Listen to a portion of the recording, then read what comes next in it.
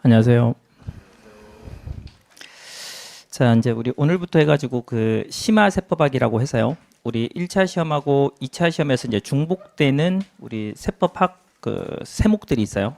그 내용에 대해서 이제 여러분들이 저랑 같이 공부를 좀 할 건데, 뭐 칠판에 써놨다시피 1.5차 정도라고 보시면 됩니다. 그러니까 우리 지금 심화반에서 이야기하는 세법학 내용 전부가 우리 2차 시험에서 이야기하는 세법학을 다 하진 않아요. 그러기엔 양이 너무 많아서.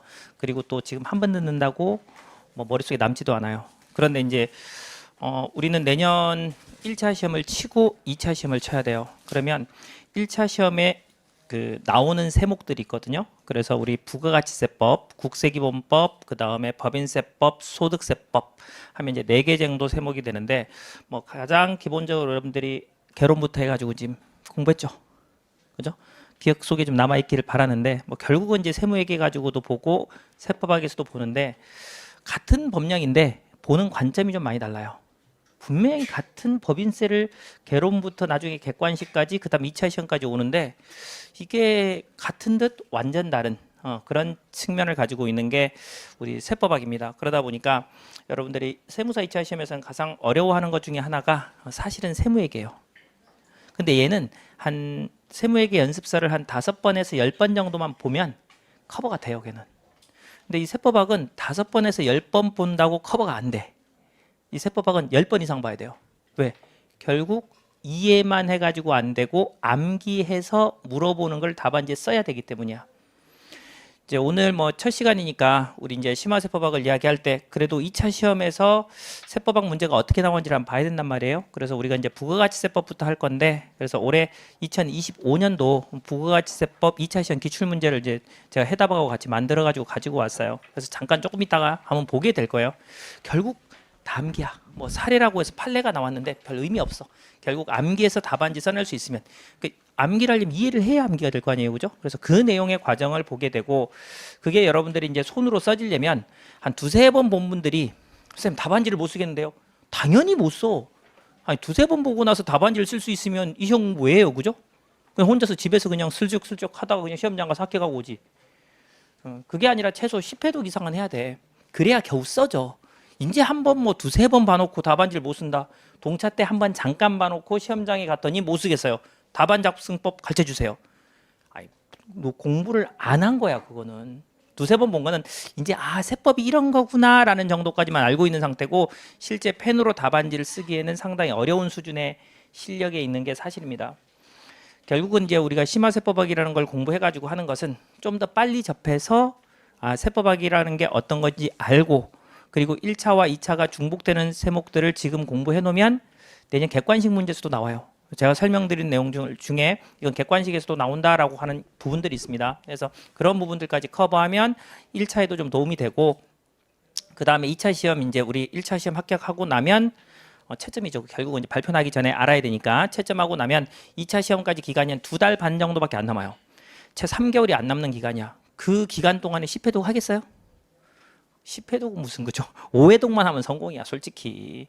그럼 그 전에 몇 번이라도, 한두 번이라도, 지금 2~3번이라도 봐놔야 그래도 그때 한, 그죠? 한 3회독에서 한 5회독 했을 때 시험장에 가면 좀 쓸말이 있는 거죠. 합격할 수도 있겠다. 합격이라고 말은 못해. 합격할 여지도 있다라는 수준까지 갑니다. 그만큼 양이 많다고 생각하시면 돼. 그러니까 우리가 타 자격 시험에 비해서 세무사 2차 시험이 1차 시험과의 기간이 좀 짧아요. 그러다 보니까 동차로 합격하기는 상당히 어렵습니다. 그래도 나오거든. 1년에 몇십 명씩 나와요. 그렇게 하는 분들은 사전에 공부가 좀 되어 있어. 최소한 우리 심화세법학이든 또는 그 전에 공부를 좀 해놨든 유해반 수업을 들었든 등등을 해가지고 복습까지 해놔서 공부가 조금 되어 있는 분들, 이런 분들은 가능해요. 그리고 가끔씩 운 좋게 이제 회계학 1, 2부가 올해가 그랬죠. 25년도가 회계학 1, 2부가 엄청 쉽게 나왔거든. 오히려 세법학이 난이도가 조금 더 있었고. 근데 24년도는 어땠냐면 그 세무회계랑 이쪽이 역사상 가장 난이도가 어려운 시험이었어. 우리 세무사 시험이 회계사 세무사 통틀어서 24년도가. 근데 세법학은 그렇게 어렵지 않았거든. 이게 매년 출제위원이 어떻게 출제를 하느냐에 따라 완전히 달라요. 내용이. 그러니까 일정 수준 이상의 성적을 가져가야 돼요. 이제 그걸 하기 위해서 지금 여러분들이 이제 뭐 개론 수준으로 지금 공부 좀 해놓고 그죠? 본문들이 뭐 객관식 문제 살짝 접해봤거나 또는 세무회계 연습서 한두 번 풀어봤거나 아직 처음 접근하거나 아마 요 정도 실력이 있는 분들이 현재 여러분들일 거예요. 그래서 세법학에서 설명드리는 거는 여러분들이 개론 수준만 좀 알아도 뭐 개론 수준도 솔직히 다 모르겠지만 어쨌든 개론 수준의 기본만 좀 알아도 충분히 수업 듣는 거는 문제가 없습니다. 그래서 이제 가능하면 1차와 2차에 병행될 수 있는 부분들 위주로 설명을 드릴 거고요. 우리가 세무회계나 개론만큼 그렇게 길게 강의를 안 해요. 세법학은 할 수가 없어요. 왜냐하면 일단 그 개론에서 했던 거, 그 다음에 세무회계에서 했던 내용들이 거의 중복되기 때문에 중복되는 계산 문제 풀이 방식은 그쪽 파트에서 했고 이제 할 것이고 세무회계로 우리 세법학은 이론적으로 그 다음에 사례형을 가지고 판례를 가지고 현실에서 어떻게 접근되는지 말 그대로 실무형이죠. 이렇게 되는 부분을 갖다가 제가 설명을 드릴 겁니다. 그래서 그래도 좀 길게 설명해서 부가가치세법이 한 7번 정도 엄청 길게 잡은 거예요. 보통 부가세는 동차반 때 한 5번이면 끝나요. 5회 정도면. 우리 한 7번 정도 할 거고요. 법인세도 한 7번 정도 할 거고 우리 상속 증여세는 어차피 여러분들 지금 볼 게 아니니까 크게 의미가 없고 우리 소득세가 한 5번 정도, 국세기본법이 한 7번 정도 요 정도 진행이 됩니다. 그러니까 1차에서 하는 국세기본법은 세법학에서 훨씬 길게 하는 거고 그죠? 우리 뭐 공개 강의로 올려진 거 보시면 몇 회 안 하거든. 한 4번 정도면 진짜 길게 하는 거거든요. 근데 우리는 한 7번을 하게 돼요. 근데 상대적으로 법인세, 소득세 생각해 보세요. 그죠? 개론 때도 상당히 길게 여러분들이 수업을 들었을 것이고 세무회계는 훨씬 길어. 그거에 뭐 세무회계 수업의 한 3분의 1 정도밖에 안 해요. 근데 충분히 세법학적 접근은 가능하기 때문에 그런 부분들을 설명을 드릴 거고 이게 세법학이 재밌어요. 웃어가면서 할 수 있어요. 이게 내용이 진짜로. 근데 이제 문제는 웃어가면서 듣긴 들었는데 답안지 쓸 때는 난감해. 왜? 들으면서 아 이거였어 라고 했는데 그 다음에 쓰려니 머릿속에 외워져 있어요? 암기가 안 돼 있어요? 암기가 안 돼 있어. 그러니까 쓸 때는 난감합니다. 그러니까 그거를 쓸 것을 난감한 부분을 해결하기 위해서 여러분들 반복을 해야 된다는 거죠. 그래서 자연스럽게 암기가 되게. 그리고 일정 부분 필요한 부분들은 뭐 결국은 말자 따서 외워야 되는 부분도 있습니다. 그런 부분도 체크는 해드릴 거예요. 그래서 이제 그 세목 위주로 따라오시면 됩니다. 자, 그래서 정리를 좀 하면 우리가 심화반에서 이제 어떻게 내년 26년 말 그대로 합격을 한번 해보자는 거예요. 심화반을 수업 듣는 이유는 내년에 동차로 한번 끝내보자는 겁니다. 그 적은 인원에 여러분들이 포함되길 바라는 거예요. 아시겠죠? 우리가 이제 700명 정도 뽑는데 지금 얼마 전에 이제 세무사회 회의를 한번 갔다 왔는데 내년까지는 어쩔 수 없는데 700명으로 가는데 그 이후에는 줄이자. 인원수를 줄이자. 라고 안을 제시를 했어요. 그러니까 여러분들이 지금 합격하기 전이니까 인원수가 늘리면 좋겠잖아. 합격해봐. 뭐겠어? 무조건 적게 나와야 돼. 이건 무슨 도떼기 시장도 이거 너무 많아. 너무 많아. 실제 그래요, 실제. 그러다 보니까 뭐 덤핑도 치고 그냥 아주 가관이거든. 그건 이제 세무사뿐만이 아니에요. 뭐 변호사도 그렇고 회계사도 그렇고 다 마찬가지야. 그래서 줄이자. 지금 이제 그렇게 회계사도 아마 줄여질 거예요, 이제. 그 줄이자라는 상향으로 좀 바뀌어가고 있습니다. 일단 뭐 빨리 합격하는 게 최고겠죠, 그죠? 그래서 내년 26년 동차가 여러분들이 순수 세법 개론만 공부한 분들은 만만치 않아요. 그래도 일단 한번 비벼서 어떻게든 적당히만 알아도 합격을 한번 해보자라는 거예요. 자, 그렇게 하려면 일단 첫 번째로 이제 1차 시험하고 2차 시험에 중복되는 세목에 대해서 좀 집중적으로 공부를 좀 해야 됩니다. 그러니까 우리가 이제 세법 개론에서 공부할 때 뭐만 공부해요? 법소부 하죠, 그죠? 법소부 공부합니다. 우리 세법학 지금에서도 마찬가지예요. 법소부에다가 국세기본법만 추가해요. 훨씬 국세기본법을 자세히 설명하긴 하지만 어쨌든 그 부분이 추가되니까 부가가치세, 국세기본법, 법인세법, 소득세법 집중적으로 보자는 거예요. 생각보다 세법학에서 저 세목들이 점수들이 잘 안 나와요. 저게 확실하게 점수를 확보해야 되거든요. 확실하게 점수를 확보해야 되는데 생각보다 안 나옵니다. 우리가 이제 첫 시간에 부가세법을 가지고 할 거기 때문에 좀 이따 기출문제 가지고 한번 볼게요. 자, 그리고 이제 두 번째는 일단 제가 아까 암기라는 이야기를 했잖아요. 10회독 이상 암기를 해서 암기를 하자 결국은 라고 이야기하는데 일단 뭐가 돼야 돼요? 이해가 돼야 돼. 이해가 안 되고 단순하게 암기하는 분들이 합격하기는 거의 힘들어요. 어쩌다 한 명씩 그 암기에 천재적인 분이 있어. 거의 한 뭐 몇 년에 한 번 정도씩 등장하는 진짜 암기에 천부적인 분. 책 한 페이지 보면 그냥 그대로 암기하는 사진 찍듯이 암기하는 분들이 있더라고. 내용은 무슨 말인지 하나도 몰라. 근데 책에 있는 내용은 그대로 암기가 가능한 진짜 극소수 분들이 있어. 그런 분들은 거의 그죠? 0.0000 뭐 1%좀 되지 않을까요? 여러분들은 거기에 해당하진 않잖아요. 그죠? 그러니까 결국은 이해를 해야 돼요. 이해를 해서 이해된 내용을 가지고 책을 한 10회독 정도 해야 답안지에 좀 써진다. 말 그대로 한두 번 보고 나서 답안지 쓰는 거는 불가능하다고 생각하시면 돼요. 기본적인 구조는 설명드려요. 어떻게 답안지를 쓰면 돼? 라고 해서 목차 정도 잡는 거는 크게 문제가 없어. 근데 내용을 채워야 합격을 하니까 내용을 채울 수 있는 정도는 그래도 한 10회독 정도는 해야 가능하다라고 생각을 해두시면 되고요. 그 다음에 이제 세법학이라는 게 여러분들이 처음에 공부하면 세무에게는 푸세요 라고 하면 그죠? 계산 풀어서 맞으면 맞고 틀리면 틀려. 명확해. 세법학은 안 그래. 이럴 수도 있고 저럴 수도 있어. 정답이라는 게 결과는 있지만, 결과라는 정답이 있지만 이게 우리 사회나 경제나 또는 판단하는 판사들의 생각의 차이에 따라서 뒤집혀요.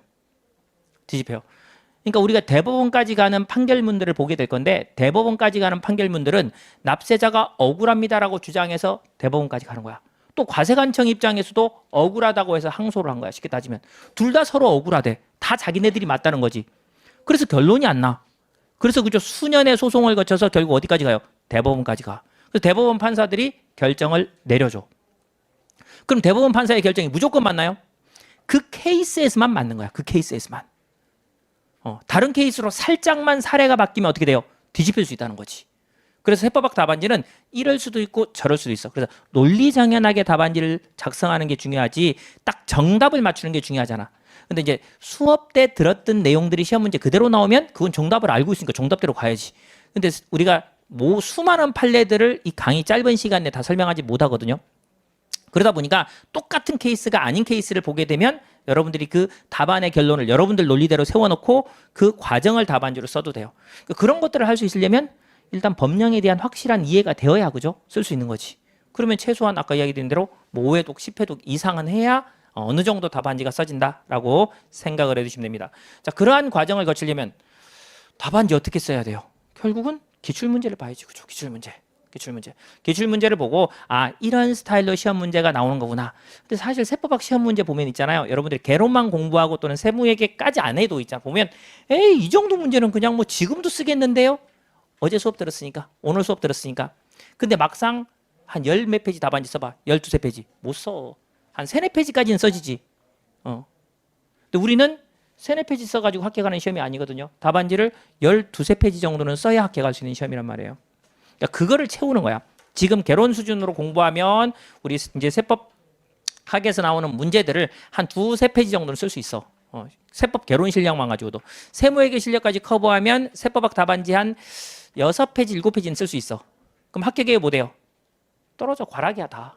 다 과락으로 떨어집니다. 그럼 결국 세법학 답안지는 10페이지 이상, 한 2, 3페이지 정도 쓸 수 있는 실력까지 만들어내는 게 여러분들이 이제 앞으로 해야 될 일이다라고 생각을 해두시면 돼요.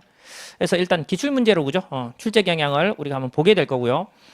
자, 그 다음에 이제 여러분들은 이제 개론 수업을 듣고 지금 세무회계를 조금 공부한 분들이거나 또는 아직까지 하지 않은 분들이거나 이제 같이 하려고 하는 분들일 거란 말이에요. 결국은 예습하면 참 좋은데 현실적으로 가능해요, 불가능해요? 거의 불가능해요, 그죠? 복습만 진짜 이건 플리즈야, 플리즈 하세요. 진짜 가슴에 손을 놓고 한번 생각을 한번 해봅시다. 세법 개론 완벽하게 복습해왔나요? 세법 개론 처음에는 열심히 듣고 그죠? 재밌어. 이런 거야? 그리고 막 우리 세무조정에 대한 논리가 이해가 되고 뭐 부가세 납부세액을 계산했더니 답이 딱 맞아 떨어져. 과세기간별로 구분이 가능해졌어. 그럼 어때요? 기분이 좋아. 내가 왠지 좀 아는 것 같아. 근데 이게 법인세로 들어가서 갑자기 그죠? 뭐 기업업무추진비 넘어가고 충당금 쪽 가서 퇴직연금 충당금 쭉 가니까 그때부터는 뭐예요? 수업 듣기가 싫어져.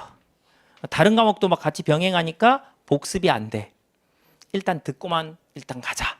세무회계 때 다 해준다고 하니까 싹 다 잊어버렸죠. 그죠? 싹 다 잊어버렸어. 사실상. 사실 이 세법학이라는 수업이 참 리스키한 수업인데 좀 전에 이야기 드린 대로 시간이 너무 짧아요. 그러니까 세법 개론이나 세무회계에서 공부를 해서 알고 있다라는 전제하에 세법학을 하니까 강의 시간이 적단 말이에요. 우리 법인세 7번 만에 끝난다니까. 세무회계에서 몇 번 해요? 거의 한 7, 8번 해요. 그죠? 보강까지 해서 공개 강의까지 하면 20번 넘어 세무회계. 근데 세법학은 7번도 길게 한 거야 이거. 어떤 강사보다도 길게 해서 7번 정도 해요. 7번. 정말 더하면 8번까지인데 그럼 뭐 나머지 보강의 연속이야 완전히. 7번 안에 끝낸다니까. 그 이야기는 개론과 세무회계가 어느 정도 돼 있다는 전제를 깔고 가요. 근데 여러분들 그게 잘 안 돼 있잖아. 그죠? 그러면 제가 설명드리는 내용에 대해서 수업 시간에 분명히 이해는 해. 이해를 못할 일은 별로 없거든. 이해는 하는데 이거를 갖다가 철저하게 복습은 좀 해주세요. 우리 심화반 이 기간 동안에는 그래도 하는 게 그죠? 몇 개 없잖아요. 그죠? 중급회계 정도, 원가회계 정도, 그 다음에 세무회계, 세법학 이렇게만 하니까 그래도 시간적 여유가 조금 있거든. 물론 뭐 그 시간에 뭐 재정학도 좀 해야 되고, 그 다음에 이제 선택법도 공부 좀 해야 되고, 막 이런 것들을 생각하면은 이거 만만치 않은데요라고 생각하지만 사실 선택법은 양이 얼마 안 되고, 재정학이 공부할 게 조금 있으나 재정학을 지금 한번 수업 듣고 제대로 해둔 분이라면 좀 할만하거든요. 그래도 그렇다면 결국 지금 연습서들 있죠. 계산 문제를 푸는 재무회계, 원가회계, 세무회계, 그 다음에 말로써 판례로서 해석을 해야 되는 이 세법학. 자, 이 부분을 공부해야 되기 때문에 특히 세법학 같은 경우는 지금 복습을 잘 해두세요. 이게 2차 시험에서만 도움이 되는 게 아니라 1차 시험에서도 엄청나게 도움이 돼요. 1차 시험에서 있잖아. 세법 개론, 세법학 개론이라고 하죠. 이게 과락이 나는 친구들 어렵습니다라고 하는 이유 중에 하나가 시험 문제 중에 가끔씩 판례가 등장하기 때문이야. 근데 그 판례를 우리는 다 배워. 1차 시험에서 가끔씩 판례가 나와. 뭐 통설에 따른다. 그거 싹 다 해. 거기 1차 시험에서 나오는 그 판례형 스타일 문제는 우리 세법학에서 안 다루는 게 하나도 없어. 우리 수업 시간에 다 다룰 거예요. 오히려 더 많이 해서 문제지. 더 많이 해서 문제지 충분히 다 다룹니다. 그래서 이게 2차 시험에서 공부할 거니까 내가 수업만 듣고 넘어가서 1차 시험 합격하고 내년에 한 4월 말부터 시작을 해가지고 2차 시험 동차로 준비해야지. 너무 늦어요. 거의 동차 합격은 거의 어렵다고 생각을 해야 돼요. 그래도 그때도 공부 안 하면 그죠? 그 다음에를 또 합격하기 힘드니까 무조건 공부는 해야 되지만 지금 세법학을 여러분들이 선택해서 지금 듣고 있기 때문에 지금 듣는다면 지금 현재 제가 설명드린 내용은 1차 시험에서도 출제된다. 많이 나와요. 많이 나옵니다. 1차 시험에서. 그리고 중간중간 제가 이런 것들은 1차 시험에서 잘 나와요 라고 한 번씩 체크를 또 해드릴 거예요. 그렇게 되기 때문에 1차 시험에서도 중복되니까 반드시 뭘 하자? 복습. 복습은 절대 놓치지 마세요. 아시겠죠? 생각보다 우리 진도가 그렇게 많이 안 나가. 그리고 우리 개론에서 했던 내용 거의 비슷해. 거기서 사례형이라든가 판례 케이스를 좀 더 볼 뿐이 아시겠죠? 좀 더 깊이 있게 보는 거야. 조문의 해석을 좀 깊이 있게 하는 거일 뿐이지 나머지 차이는 별로 없으니까 걱정을 마시고 예습은 안 해도 되니 진짜 아까 플리즈라고 했죠? 복습은 철저히 하자. 아시겠죠? 그렇게 생각을 하고 좀 따라오시면 될 것 같습니다. 자, 그러면 이제 세법학을 우리가 어떻게 공부해야 될 것이냐를 잠깐 볼게요. 여러분들이 상당히 세법학 자체가 생소하고 어렵단 말이야. 그럴 수밖에 없는 게 우리 세무사 시험이 몇 점이에요? 2차 시험이? 총 400점 만점이죠. 400점 만점이야. 2차 시험이. 보통 이제 해마다 다르지만 우리 이제 과락을 넘긴 상태에서 평균 한 50점대 정도 되면 합격해요. 평균 50점대. 어떤 애는 40점대만 돼도 합격하고 어떤 애는 60점 다 돼야 합격을 하고 이런 차이는 있어요. 시험 문제 난이도에 따라서 차이는 있지만 그래도 평균 한 50점대 중반 정도를 맞으면 합격을 할 수가 있어요. 회계학 1, 2부가 그러면 고득점 하면 되고 세법학은 그냥 명과락만 해도 되지 않습니까? 40점씩만 넘겨도 되지 않습니까? 그게 언제는 통용될 수 있으나 올해 25년 시험은 통용이 돼. 왜? 회계학 1, 2부가 엄청 쉬웠기 때문에. 올해 2차 시험 혹시나 쳐보신 분들 같은 경우는 회계학 1, 2부 너 뭐 그렇게 공부 많이 안 했는데 이 정도 내가 실력이 많은 건가? 웃기지 말라 그래. 여러분들 실력 하나도 없어. 올해 시험 문제가 쉬웠기 때문이야. 여러분들 실력이 좋은 게 아니라. 24년 기준은 다 과락이야 치면 사실 여러분들 실력 가지고 시험 치면 다 틀린다니까. 역대 최강의 난이도였어. 그러니까 24, 25 회계학 1, 2부 기준으로 있잖아요. 한 평균치 이상 공부를 해놔야 돼. 올해는 너무 쉬웠고 24년 거는 좀 난이도가 좀 극악이었고 소위 편에서 요 중간 단계 정도까지 업은 돼 있어야 여러분들이 할 수 있어요. 그러니까 기존에 지금 현재 가지고 있는 여러분들 연습서들이죠. 그죠? 그것들을 갖다가 이제 계속해서 좀 풀어서 나가야 됩니다. 우리 세법학 같은 경우는 이제 평균 한 50점대 정도 보자라는 거예요. 잘 맞는 분들은 80점대까지도 어쩌다 등장해. 어쩌다 등장하고 평균 한 50점대 정도, 그 정도를 맞자라고 생각을 하고 한번 보도록 합시다. 그러니까 400점 만점 중에 200점을 우리 세법학이 차지하기 때문에 절반이죠. 2차 시험에 절대적인 영향을 미치는 게 세법학이다라고 생각을 해두시면 되고요. 그래서 이제 100점씩에서 우리 세법학 1부와 2부로 구분이 됩니다. 그래서 세법학 1부와 2부 구분이 돼서 여러분들 세무사 2차 시험은 몇 분 치는지는 알죠? 회계학 1부도 90분 쳐요. 회계학 1부도. 회계학 1부가 재무회계하고 원가회계로 구성되어 있잖아요. 60점, 40점으로 돼 있어. 30점, 30점, 20점, 20점 이렇게 돼서. 그 다음에 회계학 2부가 세무회계로 구성되어 있죠. 그죠? 세무회계로. 그게 또 90점이야. 아니 90분이야. 90분. 그리고 이제 세법학이 3교시죠. 세법학 1부가 90분. 그 다음에 세법학 2부가 90분. 이렇게 됩니다. 그럼 여러분들이 시험 끝나면 오후 5시 좀 넘어요. 아침에 들어가서. 그럼 하루에 시험 치는 거죠. 요것도 지금 개편한 작업 중인데 세무사회에서 이틀로 치자. 시험을 이틀로 치자. 그래서 뭐 여러 가지 이야기가 나오는데 그거는 이제 제가 봐서는 정부나 뭐 산업인력공단 이런 데서 완전히 반대를 심하게 해서 아마 제가 봐서는 그렇게 쉽지는 않아요. 그렇게 돼야 되기는 하지만 그러고 있습니다. 이제 자 보시면 세법학 1부 같은 경우는 국세기본법, 소득세법, 법인세법, 상속증여세법 이렇게 해가지고 그죠? 우리 100점짜리로 90분 치는 거고요. 세법학 2부는 부가가치세법, 개별소비세법, 지방세법, 우리 조세특례제한법 해가지고 100점짜리로 90분 시험을 칩니다. 이 중에서 우리 심화반에서 하는 건 제가 줄거놨죠. 그죠? 부가가치세법 1번으로 할 거고요. 그 다음에 국세기본법하고 그 다음에 법인세법하고 그 다음에 소득세법 요 순서대로 강의를 진행을 할 겁니다. 그리고 아까 이야기 드렸다시피 부가세법이 한 7번 정도 진행이 될 거고요. 그 다음에 국세기본법이 한 6, 7번. 7번 아마 해야 될 거야. 그 다음에 법인세법이 한 7번, 6, 7번. 그 다음에 소득세법이 한 5번. 요 정도로 강의가 진행이 된다라고 생각하시면 됩니다. 그럼 나머지 세목은요. 지금 들어봤자 하등의 소용이 없어. 제가 재작년까지는 요것도 기본적인 이렇습니다라고 개괄 설명을 했는데 듣지도 않아. 열심히 제가 찍어가지고 올려놨는데 찍어서 올려놓으면 여러분들이 이제 얼마나 들은지 보거든. 거의 안 들어. 거의 안 들어. 별 필요가 없겠다고 생각이 들어가지고 아예 그냥 메인 1차와 중복되는 세목을 좀 자세히 1시간 더 해주는 게 더 낫겠더라고 설명을. 아시겠죠? 그렇게 해서 요 메인 세목을 할 거고요. 그래도 나 하나라도 쌤 더 하면 좋겠는데요. 이거 조세특례제한법 있잖아요. 공개 강의로 제가 올려놨거든요. 조세특례제한법을 공개 강의로 올려놨는데 이 조세특례제한법은 학원 홈페이지에 가면 있어요. 그냥 들을 수 있습니다. 이건 무료로. 이걸 제가 공개 강의로 올려둔 이유는 뭐냐면 지금처럼 우리 심화반 듣는 분들, 그 다음에 유예생 공부하는 분들, 그 다음에 동차생 공부하는 분들이 너무 많은 세목을 책상에 앉아가지고 그 다음에 한 번 듣고 알아요?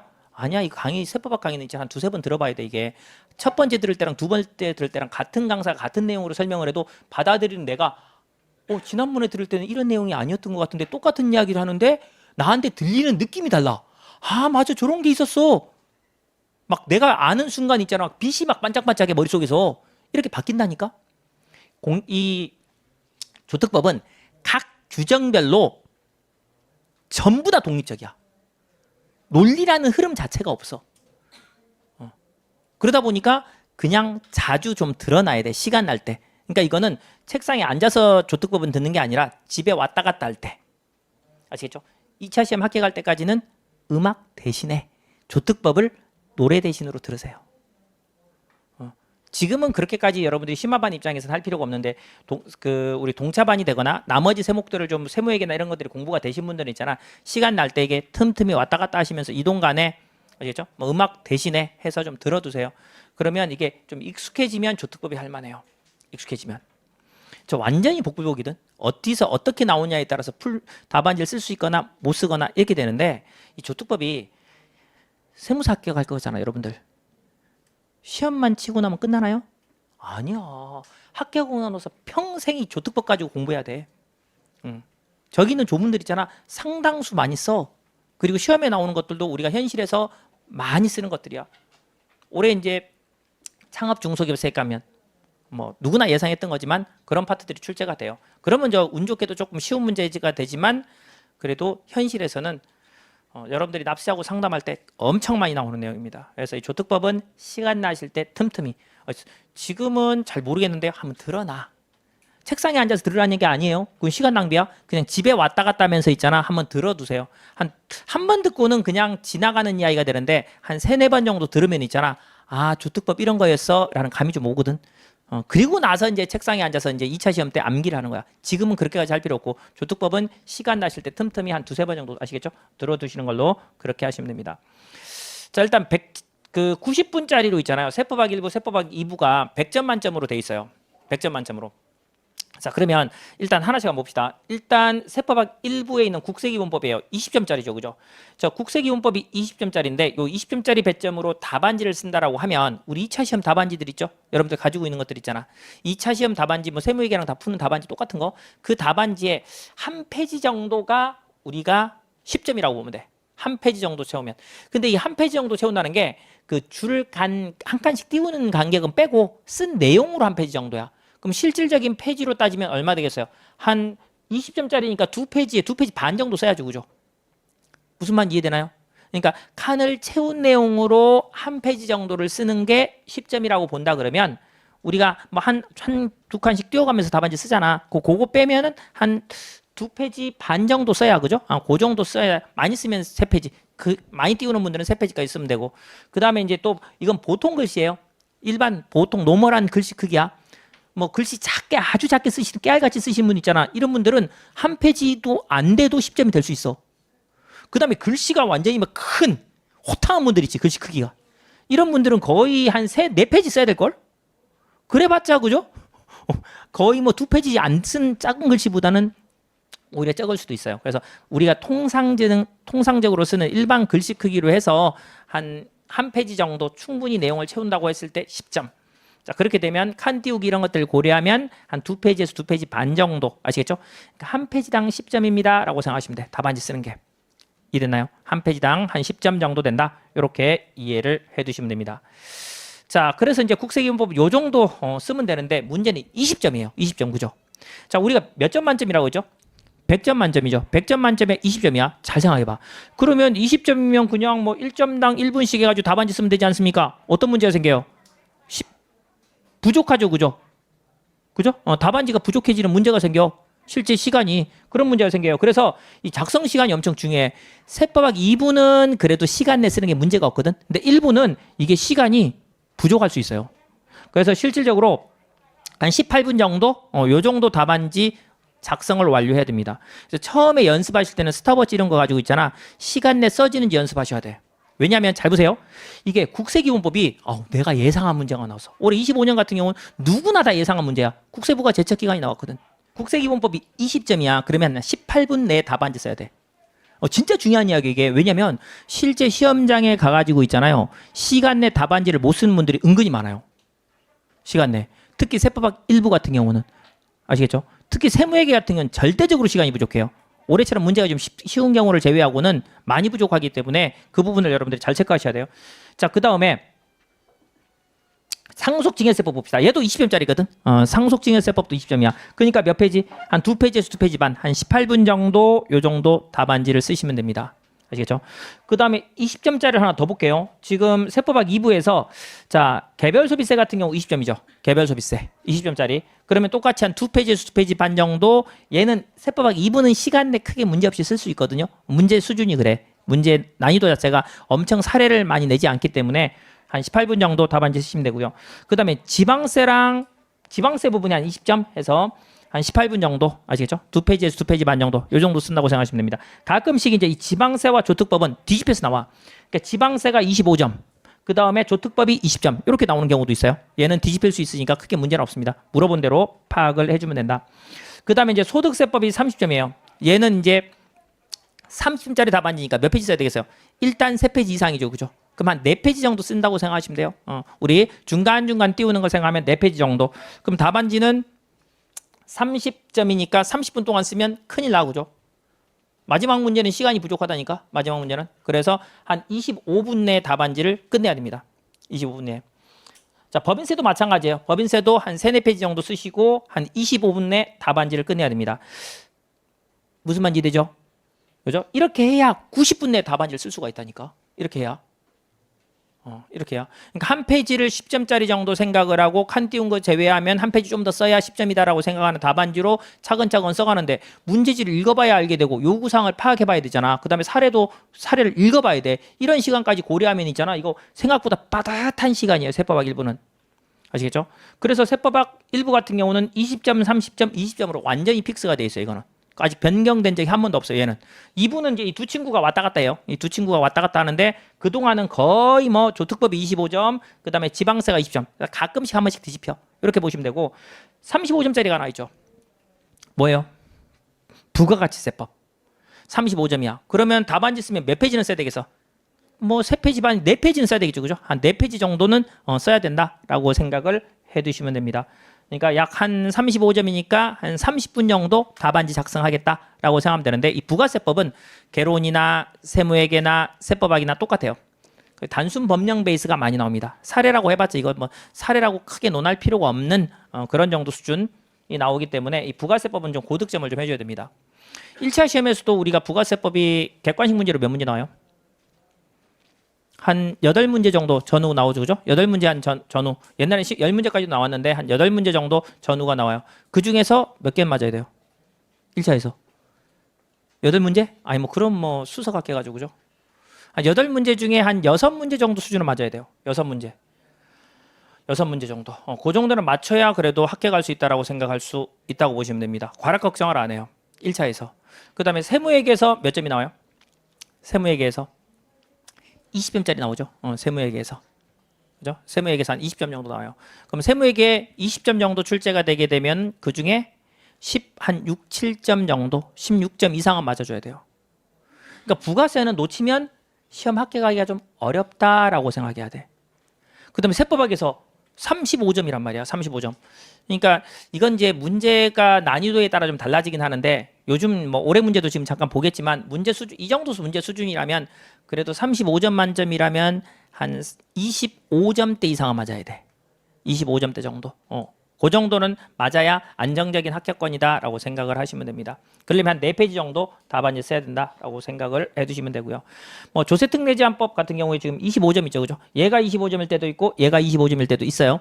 조세특례제한법 25점이 나오면 한 2페이지 반에서 3페이지 정도 쓰면 되겠죠, 그죠? 2페이지 반에서 3페이지 반에서 3페이지 정도 해서 20분 정도 답안지를 작성을 해주면 된다. 자, 그러면 이제 어떤 정도가 되냐면 이렇게 이제 국기법, 소득세, 법인세, 상속증여세, 세법학 일부를 90분 동안 열심히 3교시 때 여러분들이 답안지를 쓸 거 아니에요. 그죠? 요거 답안지 쓰면 한 몇 페이지가 되겠어요? 한 10페이지에서 그죠? 두세 페이지, 13페이지 뭐 이 정도 됩니다. 15, 16페이지 쓰는데요. 그럼 많이 점수 받아서 합격할 수 있지 않습니까? 안 그래. 안 그렇습니다. 그 답안지 크기에 맞는 양 정도로 쓰는 거를 선호해요. 그 범위 내에서. 근데 시간이 부족해서 많이 솔직히 쓰지도 못해. 그래서 근데 가끔씩 이제 많이 쓰는 분들이 있는데 너무 많이 쓴다고 해서 점수를 많이 주냐 그러지 않습니다. 오히려 너무 많이 쓰게 되면 있잖아. 논점 이탈이라고 해가지고 점수를 의외로 못 받는 분들도 계세요. 그래서 관련 내용으로 그 시간 내 그 내용을 많이 쓰는 건 문제가 없어. 근데 막 그거 벗어나가지고 막 관련 유사 규정들 인근에 있는 것까지 나 안다고 막 티내는 거는 오히려 논점 이탈이 돼서 점수를 많이 못 받을 수도 있다라고 생각을 해주시면 되고요. 보시다시피 90분인데 지금 86분자가 전화왔죠, 그죠? 자, 이렇게 되는 이유는 뭐냐면 이게 가끔씩 빵점 분들이 있어요. 2차 시험을 쳤는데 빵점 분들이. 자, 우리가 이제 2차 답안지를 보면은 앞에 이제 수험 번호랑 뭐 그 과목 쓰는 거 있고 이름 쓰는 거 있고 그다음에 넘기는 연습지가 있단 말이야. 그리고 나서 이제 내용이 나오거든. 근데 이 연습지라든가 이 앞에 과목 내용이라든가 이런 내용에다가 뭐 자기만을 표시할 수 있는 내용을 쓰거나 또는 답안지 내용에다가 별을 몇 개씩 쳐놓거나 내용에다가 페이지마다 그럼 뭘로 간주해요? 컨닝. 그러니까 연습지에다가 이름 쓰면 안 돼. 연습지 내용에다 수험 번호 쓰면 안 된다니까. 앞에 있잖아. 그 표지 딱 있죠. 거기다가 과목명은 과목명 내용에, 이름에 이름 내용에, 수험 번호 내용에 각각 자기 자리에 자기 거 써놓고 그다음에 연습지에다가는 문제풀이 연습은 해볼 수 있어. 근데 거기다가 뭐 별을 쳐놓거나 뭐 교수님 사랑합니다 막 써놓거나 등등등등 써놓으면 빵점이야 빵점. 매년 나와. 작년에도 나왔어요. 저희 매년 강의할 때마다 이야기하거든. 그런데도 또 나와. 그런 것들 혹시 했는지 한번 보란 이야기예요. 수험 번호 혹시나 빠뜨리지 않았는지. 그 다음에 문제 번호 있잖아. 문제 번호 제대로 써놨는지. 왜냐면 출제위원들이 보통 세법학 1부 같은 경우는 3명이 들어가. 물론 다 세목마다 그 세법학 회계학 1부 다 마찬가지야. 3명씩 들어가는데 3명씩 들어가서 보통 이제 4문제를 내요. 4문제를. 그 다음에 이분들이 채점을 할 거 아니에요? 그죠? 근데 채점위원까지 못 가가지고 한 사람 답안지 한 물음을 2명씩 돌아가면서 2명이서 채점해. 2명이서. 그래서 합산을 하거든. 그런 방식으로 이제 채점을 하는데 문제 1번을 낸 사람은 채점위원과 함께 문제 1번만 채점을 해. 근데 여러분들 답안지 문제 1번은 문제 2번으로 잘못 써놨어.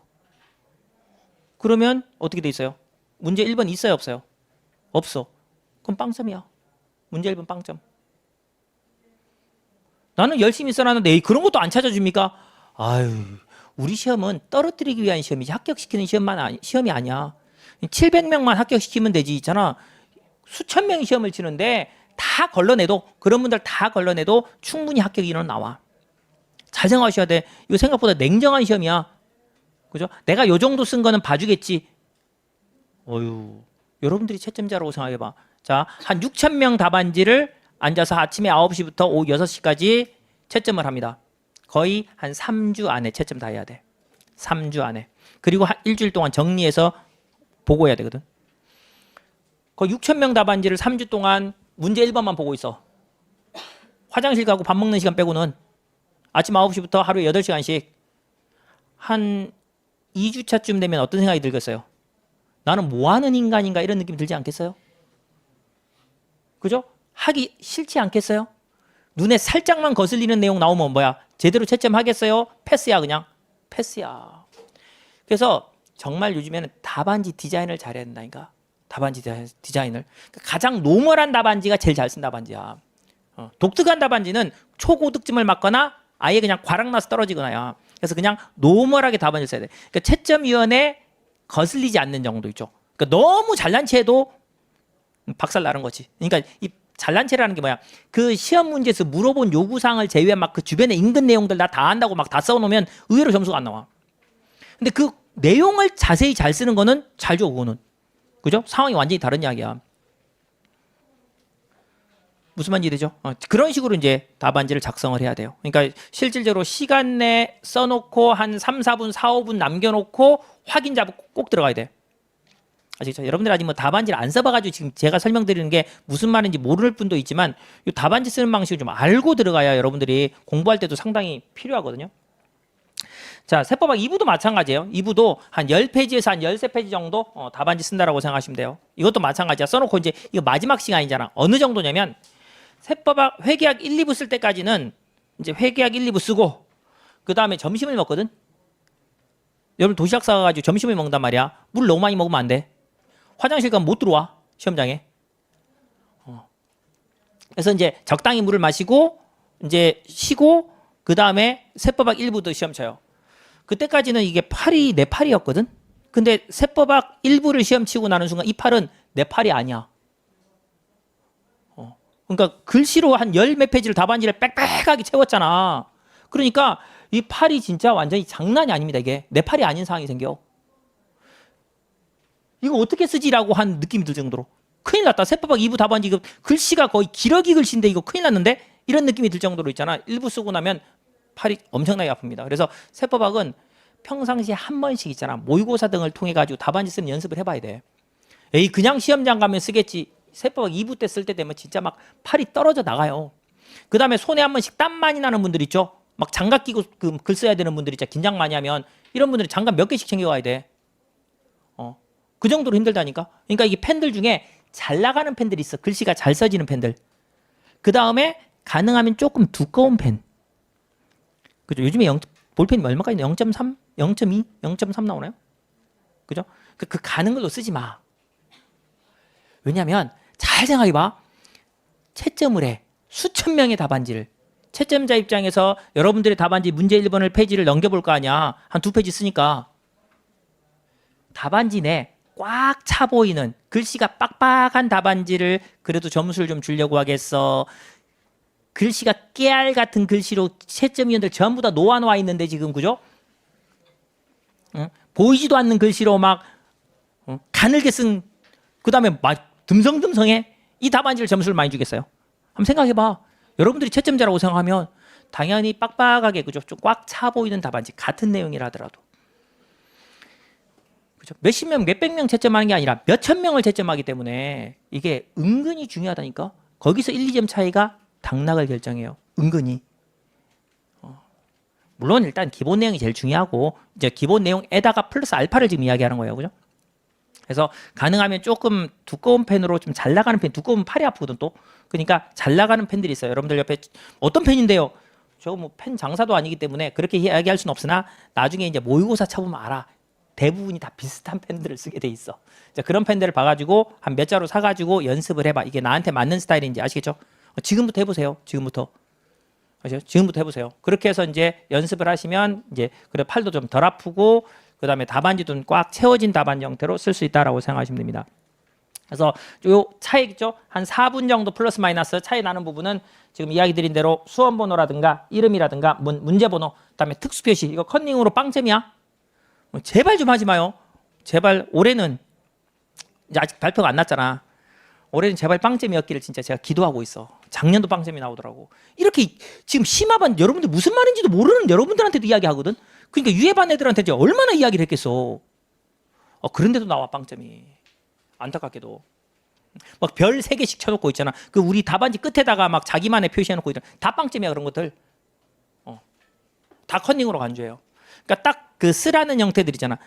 지금 검정색만 가능할 걸 펜이. 옛날엔 파란색도 됐단 말이야. 펜 바꾸는 것도 안 돼. 펜 바꾸는 것도. 그러니까 검정색 라인으로 그냥 쭉 가야 돼. 그러니까 같은 펜을 한 2-3개 제가 아까 들고 가라는 이유가 그런 이유예요. 그래서 같은 펜으로 같은 라인으로 쓰게. 그런 것들 은근히 중요하다니까. 아시겠죠? 그래서 이제 우리가 세법학을 지금 이제 1차란 중복되는 과목, 그 다음에 나머지 과목까지 공부한다고 하면 평균 50점 이상 정도를 목표로 세우시면 돼요. 50점 이상. 아시겠죠? 나 수석 합격하겠다. 그럼 한 80점 맞으면 돼. 근데 우리 뭐 수석 합격이 별 중요하지가 않아. 하나도 안 중요해. 제일 좋은 건 뭐예요? 700명째 합격하는 게 최고야. 1등으로 합격하나 꼴찌로 합격하나 있잖아. 하등에 상관이 없어. 1년 더 공부 안 하고 있죠. 빨리 합격하는 게 최고야. 아시겠죠? 그래서 일단 최대한 최소한의 공부로 선택과 집중을 해가지고 여러분들이 그 부분만 잘 체크해서 시험장에 들어가면 충분히 동차로 한번 노려볼 만하다라고 생각을 하시면 됩니다. 아시겠죠?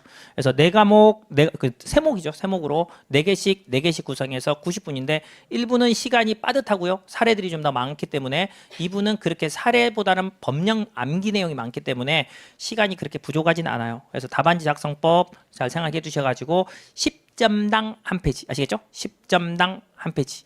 다만 이제 내용으로 한 페이지니까 뭐 칸 띄우고 하면은 한 페이지 좀 더 되겠죠. 그 정도 답안지 쓴다라고 생각을 해두시면 됩니다. 자, 우리가 세법학 답안지 쓸 때 우리가 이제 공부를 일단 어떻게 해야 되느냐라는 부분이 일단 관건인데요. 자, 여러분들이 이제 동차생이다, 생동차생. 자, 생동차생이라면 우리 강의 노트 있으면 다 있어요 이거. 강의 노트라고 있는데 보면 다 있는 내용이야 이거. 처음 설명하는 게 책에 다 있습니다. 강의 노트 앞에 가면. 뭐 칠판만 봐도 돼요. 봐도 되지만 강의 노트에 가면 다 있어요.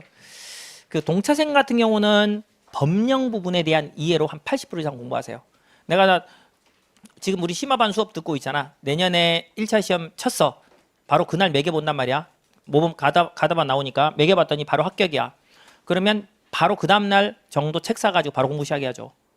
그때는 하루하루가 있잖아요. 거의 뭐 일주일 이상의 시간이랑 맞먹는다고 할 정도로 진짜 엄청나게 중요한 시간이에요.